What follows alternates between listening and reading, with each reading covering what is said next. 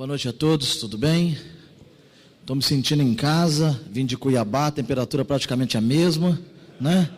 Aqui em Curitiba, estamos aquecidos aqui pela presença de tantos homens distintos nessa cidade.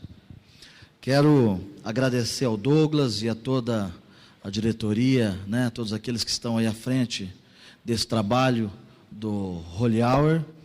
Para mim é um privilégio poder estar aqui. Tenho já alguns dias que eu saí de casa, estamos rodando aí o Brasil e fora, fazendo a divulgação do livro, mas o objetivo principal não é a divulgação ou a venda do livro, não. O objetivo principal é nós podermos compartilhar um pouco da nossa história, daquilo que nós acertamos, para que outros também possam escolher o mesmo caminho, e daquilo que nós erramos, para que outros também possam aprender e não cair nos mesmos erros que nós cometemos. Tá joia? Eu sou empresário do agronegócio, sou nascido em Maringá, formado na UEM, meus filhos também nasceram na cidade de Maringá, e hoje nós estamos morando em Cuiabá, no Mato Grosso. Tenho aqui ainda no Paraná um abatedouro de aves, ali na cidade de Santo Inácio, a 90 quilômetros de Maringá, com capacidade para abater 420 mil frangos por dia. Estamos construindo um outro abatedouro agora no Mato Grosso de suínos, que vai ter capacidade de abater 10 mil suínos por dia, vai ser o maior e mais moderno do Brasil. Vamos construir lá também um outro abatedouro de frango, que também está no projeto que nós vamos estar montando. Temos uma produção de suinocultura, respondemos por 10% da produção do Mato Grosso. Temos lá mais de 150 mil animais, uma propriedade com mais de 190 mil metros quadrados de construção, de galpão, e vendemos 1.000 suínos por dia, né? Seria o equivalente se nós tivéssemos uma fazenda, vender 500 cabeças de boi gordo por dia. É o que sai lá da granja em Diamantina, no Mato Grosso. Então, isso é um pouco do meu retrato, além de outras empresas que nós temos, construtora, empresas de tecnologia, mas não é isso que eu vim falar aqui não. Eu vim aqui compartilhar um pouco de como eu cheguei até aqui, de como quase que eu fiquei no meio do caminho, na verdade, ainda mais nesses momentos que nós estamos passando hoje de instabilidade política, econômica, né, onde todo dia que você liga aí o noticiário só se fala em crise, só se fala em dificuldade, se fala em desemprego, se fala, né, em recessão. Então eu acho que é um momento propício para vocês ouvirem um pouquinho da minha história. E quem sabe saírem daqui um pouco mais fortalecidos, sabendo que tudo isso que está acontecendo ainda não é nada se nós tivermos muito trabalho, muita ousadia, muita determinação e perseverança, e principalmente se nós tivermos fé. Tá bom? Eu vou procurar ser bem breve, para nós terminarmos aqui no horário, e vou começar contando a minha história, para vocês entenderem um pouquinho. Tem que começar lá de baixo, quando eu tinha 2 anos de idade, né? Mas não se assuste que eu tenho só 45, então são 43 anos apenas que nós vamos ter que conversar, vai ser rápido. Quando eu tinha 2 anos de idade, meus pais se mudaram para o Paraná, eles eram do interior de São Paulo. Meu pai trabalhava em oficina mecânica como soldador e como funileiro, pintando, desamassando carros. E a minha mãe trabalhava em casa e depois, quando veio para cá, começou a trabalhar como auxiliar de enfermagem.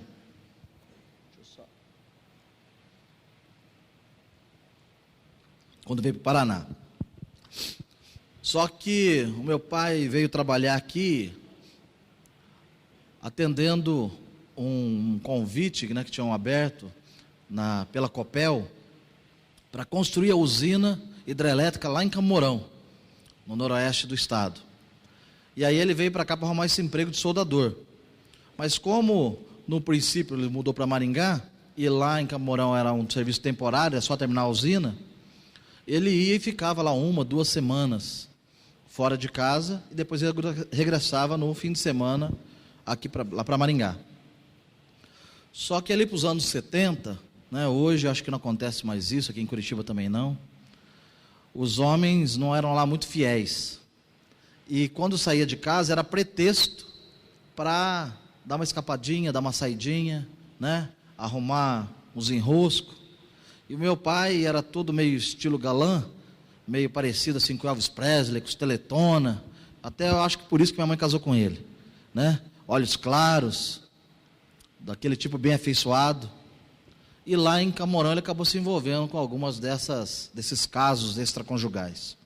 Quando minha mãe descobriu, ela não quis mais permanecer casada, se separaram. Meu pai voltou para o estado de São Paulo e minha mãe ficou com 5 filhos.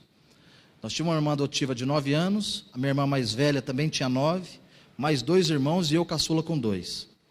E aí meu pai regressou para o estado de São Paulo, minha mãe ficou sozinha, meu pai eventualmente vinha nos visitar, mas a pensão ele não dava. Então minha mãe teve que começar a trabalhar aí muito cedo, em 3 empregos, fazendo plantão em hospital num dia, no outro hospital no outro, e durante o período da manhã ainda trabalhava numa clínica para sustentar aquela criançada. Então nesse contexto foi que eu nasci e que eu cresci, sem ter o pai em casa, minha mãe trabalhando o dia todo, e eu e meus irmãos soltos, num bairro pobre de Maringá, lá no Jardim Alvorada, andando na rua, descalço, e convivendo ali, né, com os outros amigos, num bairro humilde, onde você tinha de tudo, né? Amigo bandido, amigo traficante, né, amigo que roubava. Então era mais ou menos o ambiente que a gente vivia. Quando eu tinha 5 anos de idade, minha mãe encontrou uma outra pessoa e se casou novamente, com Oséias, que era meu padrasto.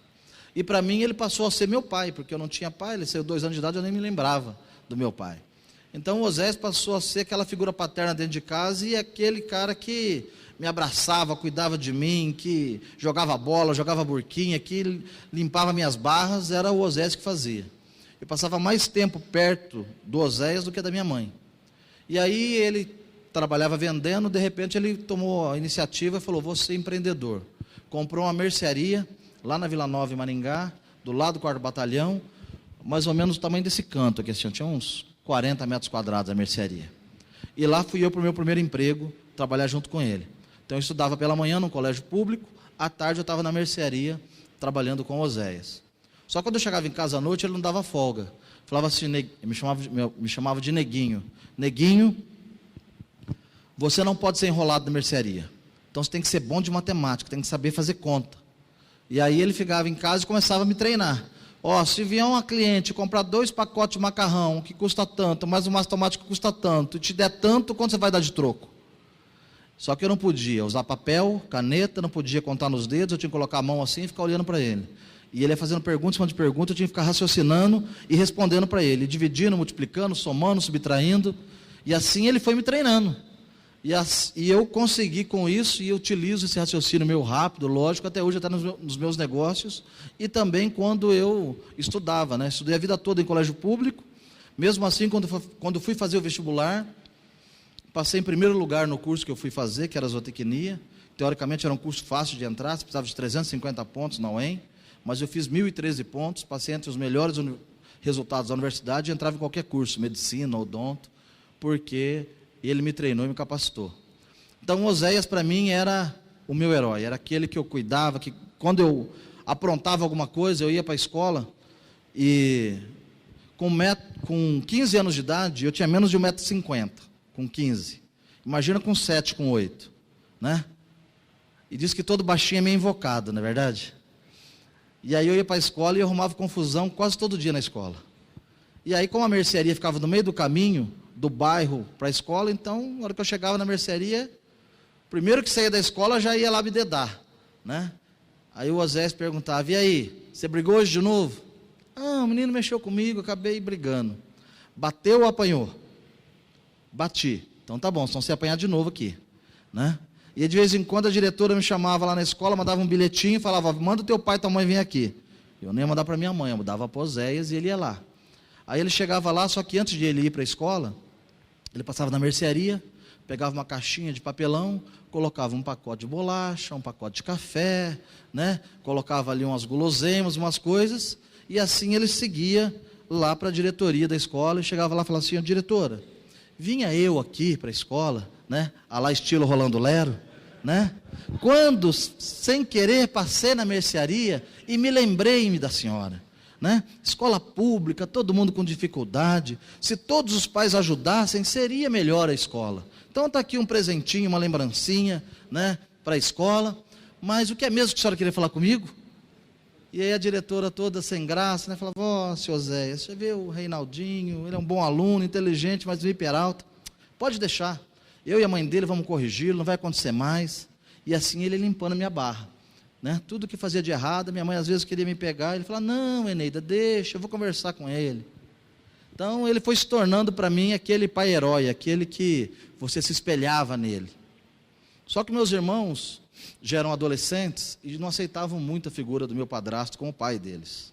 E começaram a ter um monte de problemas em casa, de mau comportamento, de pequenos delitos, até que culminou num dia que Osés falou para minha mãe, falou, Eneida, não dá mais. Ou nós colocamos seus filhos mais velhos, internamos eles num colégio, né, interno para eles estudarem, ou eles vão morar numa república, mas do jeito que está não dá. Você tem que decidir, ou eles ou eu. E aí não precisa nem falar o que minha mãe decidiu, né? Novamente ficar com os filhos, e o Osés saiu de casa. Na semana que ele saiu de casa, eu fiquei internado a semana toda, 40 graus de febre, ninguém descobriu o que era, até que o pediatra soube da separação e falou, pode tirar ele, manda ele ficar com o padrasto que ele vai sarar. E dito e feito, saí do hospital, fiquei com ele uma semana no hotel onde ele estava, febre passou, fiquei super bem. Ele saiu de casa, mas eu continuei trabalhando com ele. Tinha 11 anos de idade. E aí, naquelas primeiras semanas, primeiros dias que ele saiu de casa, eu ia para casa pensando, como que eu vou fazer para reaproximar o meu padrasto, meu pai, da minha mãe. Aí eu me lembrei dele na escola. E filho se espelha no pai, não é verdade? Então não adianta você falar para o seu filho não mentir, e o dia que tocar o telefone, você fala assim, atende aí, fala que eu não estou. Né? Porque sua atitude vai falar muito mais do que suas palavras. Então, quando o Osés saía da mercearia para fazer compra, abastecer a mercearia, lá no Atacadão, eu pegava uma caixinha de papelão, pegava as coisas que eu sabia que minha mãe gostava, colocava na caixa e falava, mamãe, ó que Osés mandou para a senhora. Né? E aí eu ia tentando trabalhar meio de cupido mirim, reaproximando os dois. Outras vezes ele me mandava ao banco para fazer o depósito ali, ou pagar uma duplicata, alguma conta da mercearia, e aí eu levava o dinheiro, no meio do caminho, tirava um pouquinho do dinheiro, comprava um presentinho para minha mãe, mamãe, olha o que o Osés mandou para a senhora. Certa vez ele me deu dinheiro para fazer um depósito, e eu fui numa loja que tinha lá em Maringá, no centro da cidade, loja esportiva, comprei um uniforme completo de goleiro para mim. Joelheira, chuteira, luva, camisa almofadada, coisa mais linda, né? Cheguei em casa, mamãe, olha o que o Osés me deu de presente. Realmente ele tinha dado, ele só não sabia, né? O dinheiro era dele, ele que tinha comprado. E com isso eu tentava reaproximá-los. Até que um dia ele descobriu, me chamou a atenção, e eu fiquei muito triste, porque além de ele descobrir o que eu estava fazendo de errado, o meu plano com a minha mãe ia por água abaixo, porque não ia dar certo, a reaproximação deles. Quando eu tinha 12 anos de idade, um ano depois de eles se separarem, o Osés, no final de tarde, me chamou para conversar. Falou, neguinho, eu sei que você já tentou me reaproximar da sua mãe. Já faz um ano que nós estamos separados. E eu já estou num outro relacionamento. Eu vou me casar novamente. Não vou mais voltar a morar com a sua mãe. Eu queria que você entendesse isso. E a partir de hoje, eu queria pedir um favor para você. Eu, muito inocente, falei, tá bom, pode pedir. Com 12 anos de idade, olhando para o pai, que amava, que cuidava, que protegia, que era o seu herói. Aí ele olha para mim e fala assim, então, a partir de hoje, eu gostaria que você não me chamasse mais de pai. E para uma criança de 12 anos, que já tinha perdido o seu primeiro pai, naquele momento, aquela notícia, aquela fala, entrou como uma flecha no meu coração. E eu não sabia qual seria a minha reação. Eu não falei nada para ele, eu não chorei, eu não fiquei triste, eu não fiquei bravo. Eu simplesmente olhei para ele e falei, tá bom. Virei as costas e fui embora. E falei para minha mãe, mamãe, eu não quero mais trabalhar na mercearia. Não contei o que tinha acontecido. Ela aceitou e eu saí da mercearia. Naqueles dias a minha irmã tinha acabado de voltar para Maringá. Ela veio fazer o curso de auxiliar de enfermagem aqui em Curitiba. a nível de 2º grau, um curso técnico. E aqui em Curitiba, ela tinha conhecido uma família que frequentava a igreja menonita. E tinham falado para ela a respeito de um Deus que tinha enviado o seu Filho Jesus Cristo para morrer no lugar dela, para que ela pudesse ter acesso ao Pai, para que ela pudesse ser reconduzida à presença do Pai. E ela tinha voltado naqueles dias para Maringá. E aí ela me convidou para ir numa reunião, parecida igual essa, de companhia com ela. E eu cheguei naquela reunião, naquele dia à noite, e lá na frente tinha um preletor falando a respeito desse mesmo Deus, que é vivo, a respeito desse Deus que nos amava tanto, que tinha dado o seu único filho para morrer no meu e no lugar daquelas pessoas que estavam ali. Mas até então, eu estava ouvindo aquilo muito vagamente, não estava me chamando a atenção aquela palestra, até que ele disse que esse Deus queria ser o meu Pai. Naquele momento, parecia que só estava eu e aquele preletor. Parecia que não tinha mais ninguém naquele ambiente. E ele começou a falar que esse Deus ama tanto, protege tanto, que se eu assumisse um compromisso com ele naquele dia, com 12 anos de idade, ele entraria na minha vida, mudaria a minha história, me daria um novo futuro, e que eu nunca mais seria órfão. E para um menino de 12 anos, a única coisa que passou na minha cabeça naquele momento foi perguntar: Senhor Deus, se o Senhor é verdadeiro, se o Senhor existe, e se o Senhor quer realmente ser meu Pai, se eu aceitar hoje o teu Filho Jesus Cristo como meu Senhor e Salvador, e ter um relacionamento contigo, algum dia o Senhor vai me falar para eu não te chamar mais de Pai? E naquela hora, eu senti uma paz muito grande no meu coração, dele falando comigo, que em todos os mínimos detalhes, ele cuidava de mim, que ele me protegia, que ele nunca me abandonou, e que a partir daquele dia, ele queria ter esse encontro face a face comigo, e que tudo que eu fizesse, ele me abençoaria, me prosperaria, e me daria uma nova história. Voltei para casa, muito feliz, porque eu tinha conhecido um Pai que é eterno, que não muda, e que faz toda a diferença nas nossas vidas. Comecei a trabalhar fazendo outras coisas, já que eu não estava na mercearia. Esses dias, contando com os meus filhos, quando estava escrevendo o livro, relacionei mais de 25 profissões diferentes que eu tive. De vender sorvete, vender algodão doce, trabalhar lavando carro, capinando café, capinando terreno, trabalhando de cobrador, de vendedor, de babysitter, trabalhando de secretário, de faturista, trabalhando nas mais diversas profissões, trabalhando aqui em Piraquara, entregando lista telefônica na época que eu entrei na faculdade, que a faculdade entrou de greve, eu precisava de dinheiro, vim aqui entregar lista telefônica de porta em porta, né? Isso em 92, então já tive muitas ocupações. Entrei, como eu disse, na faculdade em 90, em 94 me formei, o curso era em 5 anos, eu fui o único aluno até então que se formou com 4 anos e meio, queria me casar, não tinha dinheiro para o casamento, encontrei minha esposa, nos conhecemos na universidade, lá em Maringá, ela também fazia o curso de zootecnia, e aí eu pensei, poxa vida, eu não tenho dinheiro para participar na comissão de formatura, eu não tenho dinheiro para casar, o que eu vou fazer, né? Aí me candidatei a ser presidente da comissão de formatura, que aí você tinha desconto. E aí eu pensei assim, bom, formatura, eu já vou ter roupa alugada, né, que a comissão vai alugar. Já vamos ter um baile para poder comemorar.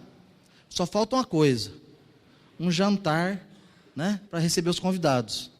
E aí, como presidente da comissão de formatura, eu dei uma ideia para os nossos amigos zootecnistas que estavam se formando. Falei, vamos realizar o primeiro jantar de formatura da UEM. Nunca nenhum curso teve jantar de formatura, gente. Nem zootecnia, nem nenhum curso. Vamos realizar. E eles falaram, mas você está ficando doido, Reinaldo? O jantar custa caro. Eu falei, eu sei que custa caro, mas nós trabalharmos, fazemos promoção, vender camiseta, vender adesivo, organizar festa, nós vamos conseguir. E aí, como eu já tinha aprendido um pouco da técnica de venda com Oséias na mercearia, consegui convencê-los. E, coincidentemente, Eu casei no mesmo dia do jantar da formatura. Vocês entenderam? Mas foi só coincidência, gente. Sabe? Não pensa que é a segunda intenção, não. Né? Tinha lá um jantar para mais de 600 pessoas, salão todo decorado, fotógrafo, filmagem, roupa alugada, tudo de graça. Olha que coisa linda. Hã? E depois tem gente que fala que não casa, que não tem dinheiro para fazer festa. Né? O que ele não tem é criatividade de encontrar os caminhos, não é verdade? Eu e minha esposa casamos num dia, formei no outro, comecei a trabalhar, meus professores me arrumaram um emprego, uma ajuda de custo de R$50 por semana. Já era em reais, já tinha passado a URV, já tinha passado a inflação. Estamos falando aí do segundo semestre de 94. Ganhava R$50 por semana, pagava R$120 de aluguel, 60 de condomínio. E 20 de dízimo. Imagina o que sobrava. 0. E assim foi o início do nosso casamento. Nós casamos e eu cometi um erro, um planejamento estratégico furado. Convidei todos os meus amigos formando para ser padrinho. Gente, estudante é tudo duro. Eu só ganhamos bachela de inox. Eu tinha um estoque de bachela de inox em casa, dava para montar uma loja. Era bandeja de inox, era travessa de inox. Eu nunca vi tanto inox na minha vida. Não tinha jogo de quarto, não tinha televisão, não tinha sofá, não tinha nada. A única coisa que eu ganhei de dote do meu sogro, da minha sogra, né, de presente de herança, era uma geladeira que ela tinha ganho no casamento dela, e que há poucos dias atrás que eu fui descobrir que era de segunda mão, ainda não compraram nem nova. Uma geladeira... Hã? Não tinha cama não, era só o colchãozinho. E eu vou contar uma história que tem a ver, acho que com isso aqui, onde nós estamos. O jogo de quarto meu, eu comprei fazendo a campanha do Lupion, lá em Maringá. Quando ele foi candidato a deputado federal, eu era do centro acadêmico, onde é muito envolvido, eu e outro amigo pegamos para fazer a campanha dele lá em Maringá, e aí ele nos deu um dinheiro para fazer a campanha, e parte disso eu trabalhando com um cabelo eleitoral, e com esse dinheiro que eu dei entrada no jogo de quarto. O meu, porque eu também não tinha. Né? E a geladeira que a minha sogra me deu, ela era chique, era aquela azul, cor de fusca, e ela já veio com adereço, era uma câmara de ar de bicicleta para amarrar a porta dela, porque não parava fechada. Foi assim que nós casamos, né? Há 22 anos atrás, com R$50 por semana. Só que, uma coisa que nunca nos faltou, para mim e para minha esposa, foi o comprometimento dos dois, de estarmos juntos, de buscarmos esse Pai, de orarmos juntos, buscarmos a direção dEle, e tudo que nós fazíamos, nós apresentávamos a Ele, e pedíamos: Pai, nos abençoa, Pai, nos dá uma estratégia, Pai, nos dá uma direção. E Ele começou a multiplicar o meu salário, foi me dando novas oportunidades, eu fui crescendo, fui prosperando, salário multiplicado por 10, por 20, por 30, por 50, por 100, em pouco tempo, em 3 anos de casado, 4 anos de casado, já estava construindo a nossa casa. Em 2004, em 2003, a empresa que eu tinha representação de nutrição animal, eu já vendia no estado do Paraná, o equivalente ao que eles vendiam no Brasil todo. Eu já tinha uma equipe de mais de 15 veterinários ou tecnistas que trabalhavam comigo e que davam assistência em toda a avicultura e suinicultura aqui no Paraná, aos principais grupos econômicos que tem aqui no estado. Em 2004, me convidaram para disputar a prefeitura em Maringá, junto com outro colega. Não ganhamos a eleição, mas durante a conversa da eleição, falei para ele, olha, vou montar um frigorífico. Ele falou: então, se você for montar e quiser que entre como investidor também, eu também quero entrar junto. E nós começamos a construir a Frangobras, um projeto meu, idealizado por mim, lá na cidade de Camborão. Inauguramos ele em 2008, um projeto tão inovador, tão bem concebido e construído, que nós recebemos 18 comitivas de países diferentes para visitar o abatedouro antes da inauguração dele. 5 dias antes da inauguração, a inauguração ia ser na sexta-feira. Na segunda-feira, vendemos o abatedouro para Tyson Foods, maior empresa americana do segmento, com mais de 85 anos de história e mais de 100 abatedouros no mundo. Entraram no Brasil comprando a nossa unidade ali em Campo Mourão. E aquele que 13 anos atrás ganhava R$50 por semana, agora vendeu seu abatedouro por mais de 70 milhões de dólares. Comecei a construir meu segundo abatedouro. Agora, aquele primeiro tinha capacidade para abater 160 mil frangos por dia. O segundo, com capacidade de abater 420 mil frangos por dia. Muito mais moderno, muito mais arrojado do que aquele primeiro empreendimento. Inaugurei ele em 2012. Não desanima não, que só falta 4 anos agora para eu terminar. Abril de 2012. Na inauguração, um complexo industrial entre área construída e pavimentada de quase 100 mil metros quadrados. Na inauguração, os principais meios de comunicação especializados do setor no Brasil presente. Matéria de meia capa no valor econômico do empreendimento, falando a respeito do que ele representaria na avicultura paranaense e na avicultura nacional, um outro patamar que nós estamos vivendo, do ponto de vista de tecnologia, e projetando, dentro dos nossos estudos de viabilidade econômica, projetando que dentro de 2 anos nós já estaríamos faturando o nosso primeiro R$ 1 bilhão só naquela unidade ali em Santo Inácio.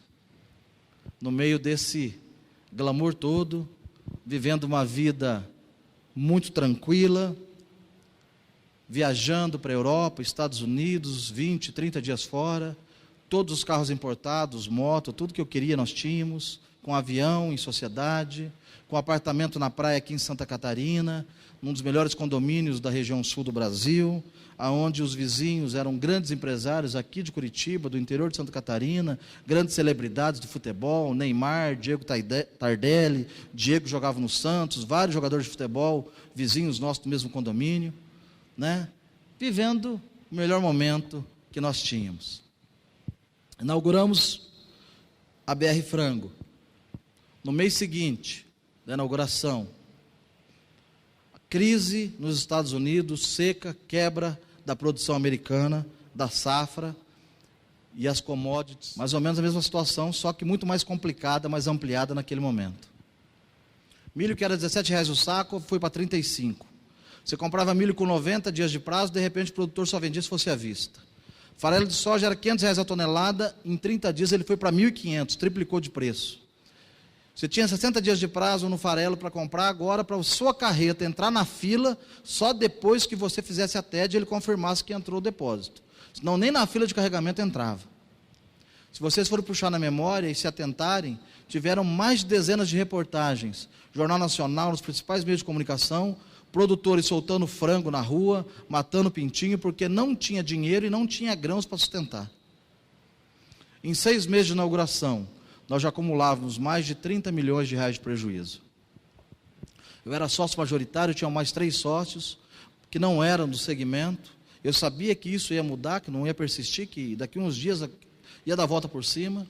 Mas o frango que nós vendíamos na época a R$ 3,50, o preço médio, naquele momento de crise ele caiu para R$ 1,50, para ajudar mais ainda. E um dia tarde, os meus 3 sócios vão à minha casa, e um deles fala assim: se você não assinar aquele contrato de parceria com outro abatedouro amanhã, que eu não queria assinar e já disse que não ia assinar, eu vou escrever uma carta, vou dar um tiro na minha cabeça e vou falar que você é o culpado.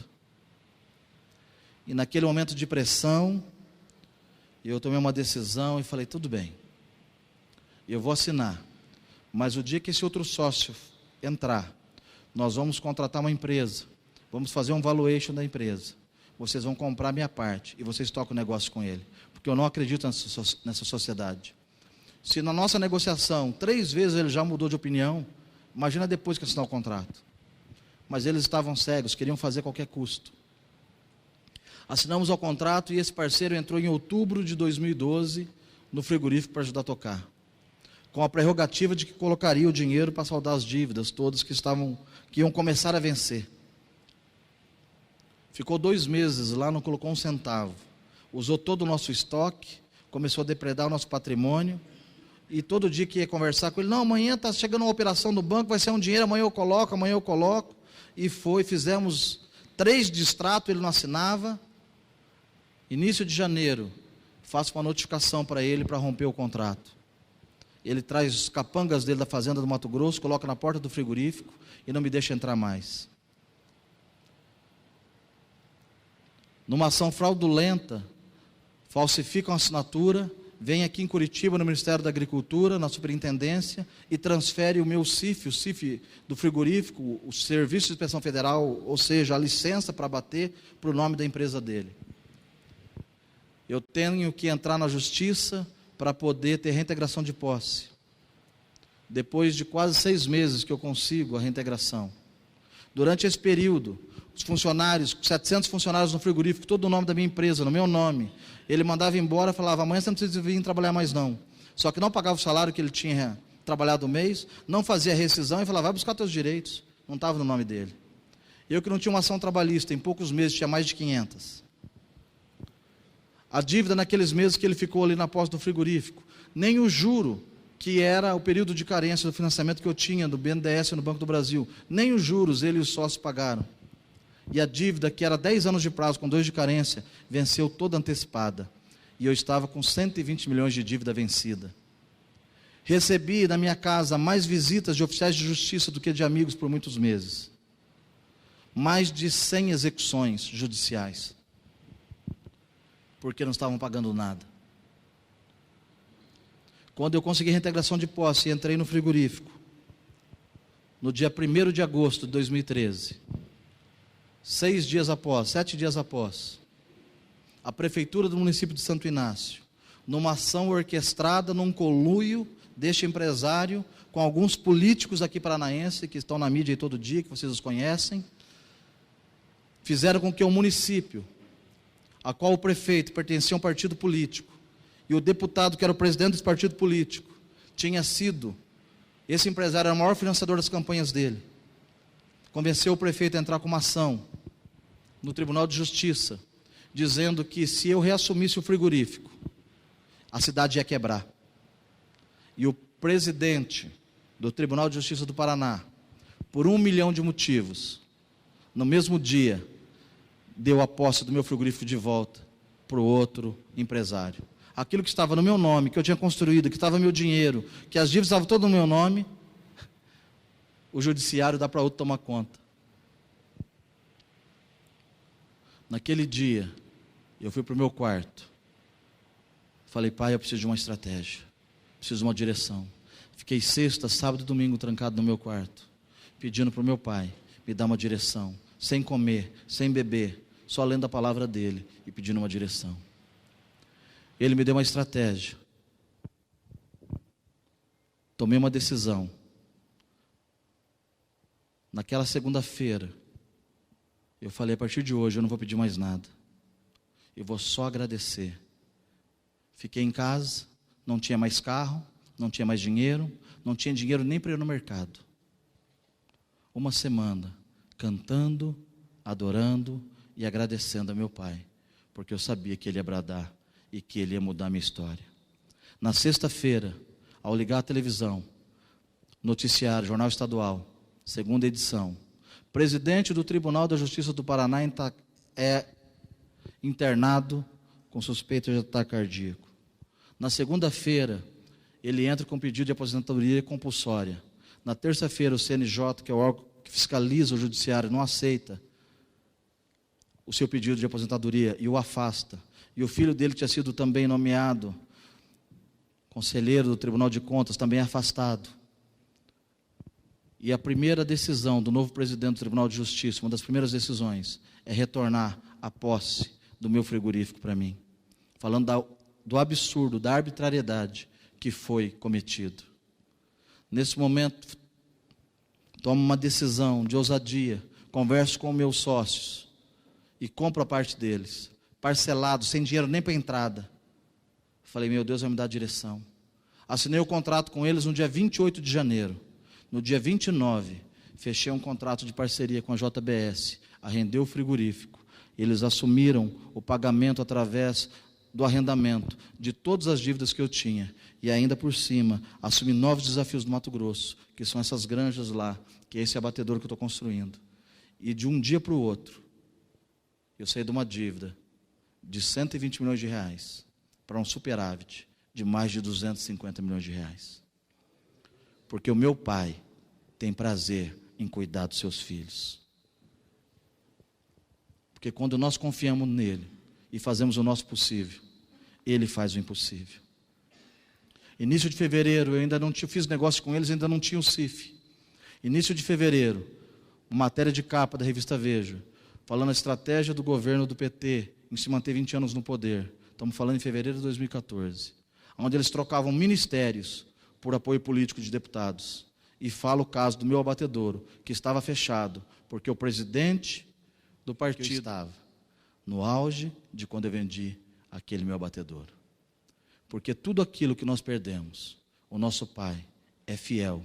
Quando nós o buscamos, quando nós dependemos dele, ele é fiel para restituir infinitamente mais do que nós pedimos ou do que nós pensamos.